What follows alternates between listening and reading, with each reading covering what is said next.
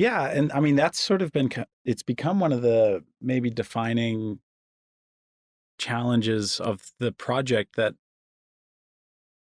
it's in the process of working through the challenge. It's sort of helped the film become what it is, become one of the defining traits of the film. Really, is the fact that we started it with this framework in mind that robotics in this community could be a lens to explore the community. And then it took us like, probably a year of, really battling the idea that maybe you don't need the robotics lens to explore the community. Just let their stories and their lives be a lens for them themselves. Yeah, the community is beautiful Yeah, all by itself. right. It doesn't need a gimmick. Exactly. And early on, I think the biggest challenge was knowing that that angle is compelling on paper and it's compelling to investors and Sure. it's compelling to gatekeepers who might say, okay, I understand why you as an outsider are coming to this place. Yeah. When I think deep down from the beginning, what really attracted me to the community was its remoteness, the isolation, um, it having sort of mirroring some of my own experiences, being such a rural community with a very small school. I mean, there are things that really attracted me personally, and then you can start adding on all these layers. Well, it's also an indigenous community, and that's really interesting because it's in Utah, and Right. but I'd never heard of this before, and I grew up in Utah. Um, so yeah, in a way, it felt like there were enough things there that we never needed robotics, but it was sort of a crutch in the Mm-hmm. beginning, I think. And it took a little bit of bravery and some nudging to finally move on from it and and kind of pursue what the our our stars of the film were interested in themselves, Right. But the storytellers were what they were interested in telling Exactly. you. Yeah. And kind of letting them instruct us. Where should we film? What should we talk about? It kind of opened things up because early on it was interesting when we'd be filming about robotics. It's very easy to have your questions and have your angle, and you kind of want to start documenting things very Co- chronologically, Yep. and and it's tempting to start shoehorning things into that narrative where it's like, today to feel successful as a filmmaker, I need to capture this milestone, and it has to do with the robotics season. But once we'd scrapped that, so we'd shot probably 6 months of that robotic season. Then I thought we had a movie and we started cutting it, and we did not have a movie. We had a 3 hour mess. And once we'd scrapped it and I started going back to the community and I started approaching certain scenes totally differently. And in fact, another thing that that I think would be interesting to talk about is once we scrapped that, I actually started paying Granite, Noah, and Elle for their time. I basically said, "You're collaborators. You're our crew. We are going to do this. This is going to move in both directions. So we're going to pay you for your time." And I know that's sort of a question journalistically. There's an ethical question there, but uh, I felt that this was an appropriate thing to do because we're not so concerned with journalistic integrity here. We're interested in being fair with their time. But it's a new ethical question, Yes. right? Yeah, that's true. Because it's a different, you're looking at a community that has, been colonized enough, that resources have been taken and taken and taken, and then to take again. Yes. And I wasn't interested in mentally dealing with the possibility that I had gone into a community, harvested from it, Sure. and then sold my harvest Yep. elsewhere.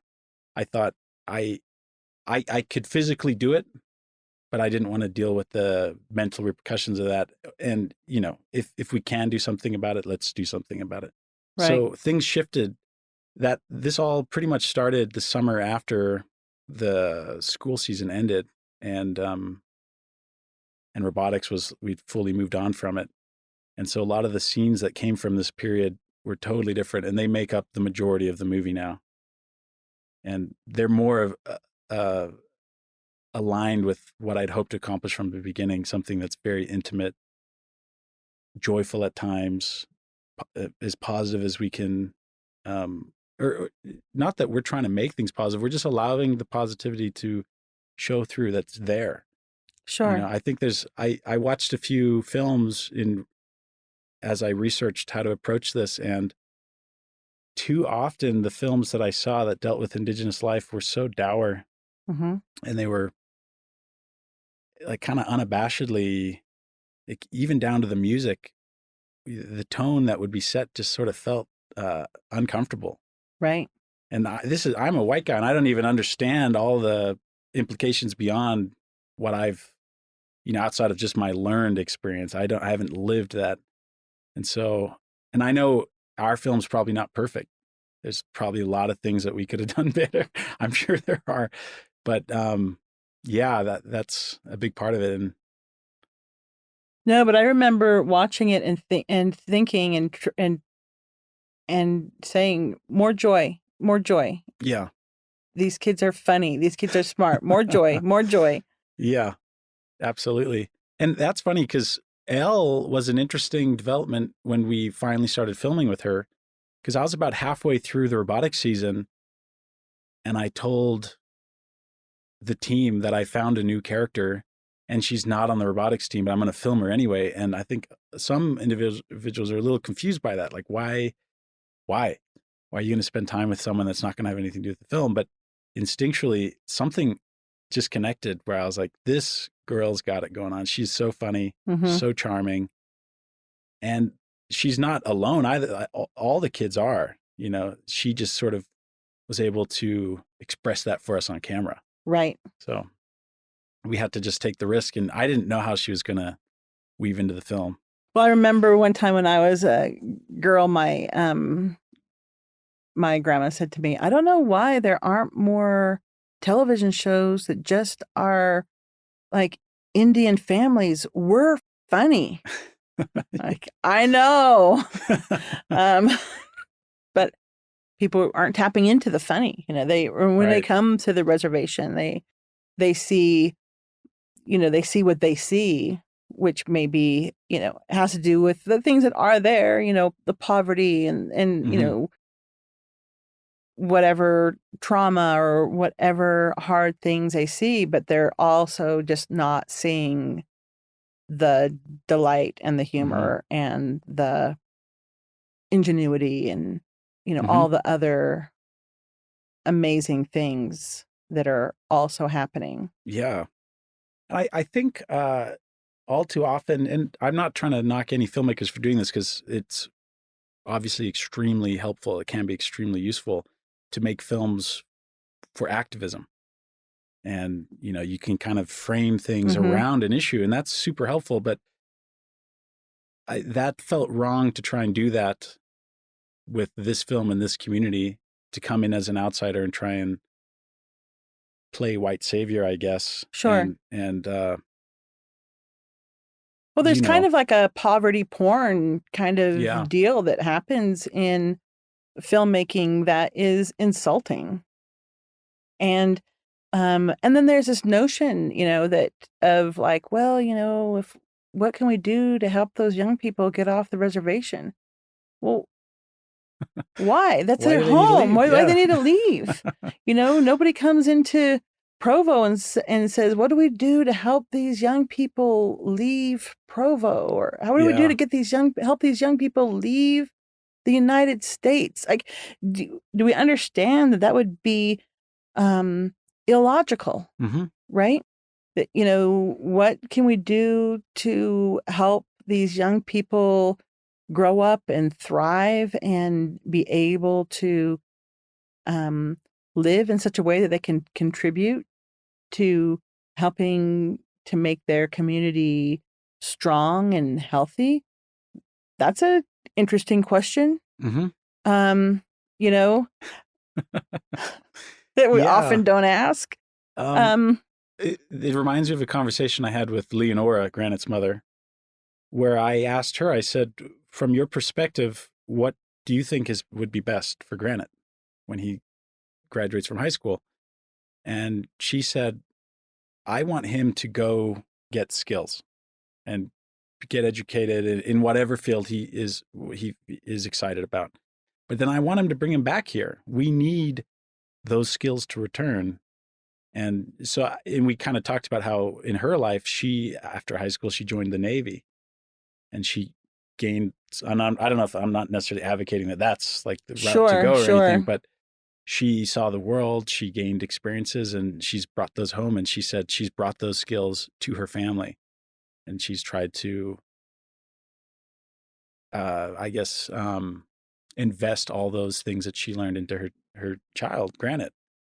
And I thought that was kind of a beautiful way of looking at it. And that's not what you normally hear. It seems like it's normally. Well, you don't normally hear that from white folks. True. Yeah.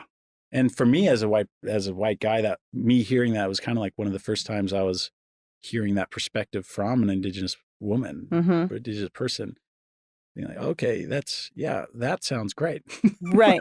Because I think that we hear from white folks, like we've got to remove children from the reservation, that they'd be better off. Yeah. Off reservation. But that's essentially saying you'd be better off outside of your homelands. You'd be better off away from your family, you know? And this is particularly difficult given that we're just, this week we're getting news from Canada, where they've, found the remains of over 200 children who were removed from their families, because well-meaning white people thought it would be best to remove these children from the reservations, from their homelands, from their families, and put them in residential schools off the reservation. And clearly that it wasn't. No. It wasn't the best. And, and so I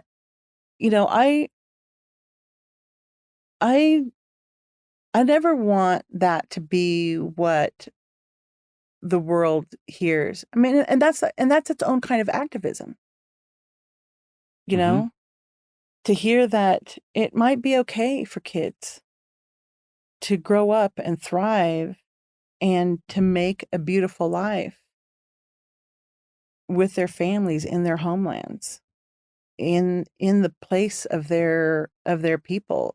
While not everything is, hunky-dory there, it doesn't mean that can't be better. And that is a story of resistance as well. And just because a lot of filmmakers choose not to share that story doesn't mean it's not an important story to put out into the world.